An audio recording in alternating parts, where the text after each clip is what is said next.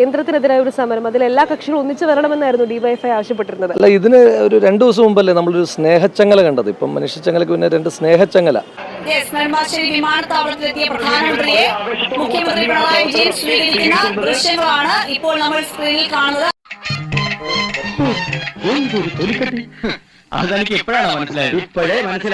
കേരളത്തിന്റെ മുഖ്യമന്ത്രി പിണറായി വിജയനും അദ്ദേഹത്തിന്റെ കയ്യിൽ ഇങ്ങനെ ബലമായി ചങ്ങലയേക്കാൾ ബലത്തിൽ പിടിച്ചു വെച്ചിരിക്കുന്ന നരേന്ദ്രമോദിയുടെ ചിത്രം നമ്മൾ കണ്ടിട്ടുണ്ടല്ലോ.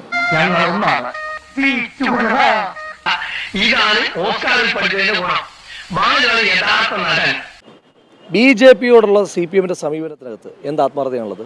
ഇപ്പോൾ ആത്മാർത്ഥത കൂടിയതുകൊണ്ടാണല്ലോ ഇപ്പോൾ മുഖ്യമന്ത്രിയുടെ വീടുമായിട്ടൊക്കെ ബന്ധപ്പെട്ട് ചില ആരോപണങ്ങളും ഒക്കെ വന്നു കഴിഞ്ഞപ്പോൾ കേന്ദ്ര ഏജൻസികൾ വരുന്നു കണ്ടപ്പോൾ P. രാജീവ് എന്ന് പറയുന്ന കേരളത്തിന്റെ വ്യവസായ വകുപ്പ് മന്ത്രിയെ അസൈൻ ചെയ്തിരുന്ന ചുമതല മാറ്റി നേരിട്ട് മുഖ്യമന്ത്രി തന്നെ പോയി പ്രധാനമന്ത്രിയെ കൈപിടിച്ചിട്ട് സമസ്താപരാധങ്ങളും പറഞ്ഞ് ചങ്ങല പിടിക്കുന്ന കാഴ്ച നമ്മൾ കണ്ടു. നീയായിരുന്നു നിന്നെ ഒരിക്കലും ഇങ്ങോട്ട് കടത്തി വിടരുന്നാണല്ലോ ഞാൻ പറഞ്ഞിരുന്നത്. എന്നെ ഒന്ന് കടാക്ഷിക്കണം. നരേന്ദ്രമോദിയുടെ കൈ ഇങ്ങനെ സുദൃഢമായി പിടിച്ചു വെച്ചിരിക്കുന്ന പിണറായി വിജയന്റെ ഒരു സ്നേഹച്ചങ്ങല അത് നടത്തിയിട്ടാണ് നീ മനുഷ്യ ചങ്ങലയായിട്ട് ഇറങ്ങുന്നത്. ആരെ പറ്റിക്കാൻ വേണ്ടിയിട്ടാണ്? ഡിവൈഎഫ്ഐക്കാർ നടത്തുന്നത്. ഡിവൈഎഫ്ഐ എന്ന് ഞാൻ വിളിക്കില്ല.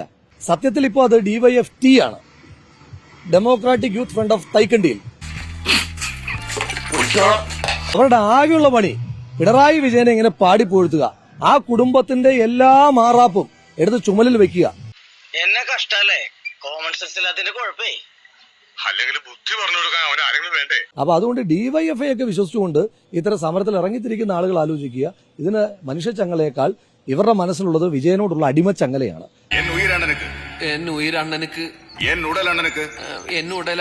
நான் காதலிக்க மாட்டேன்.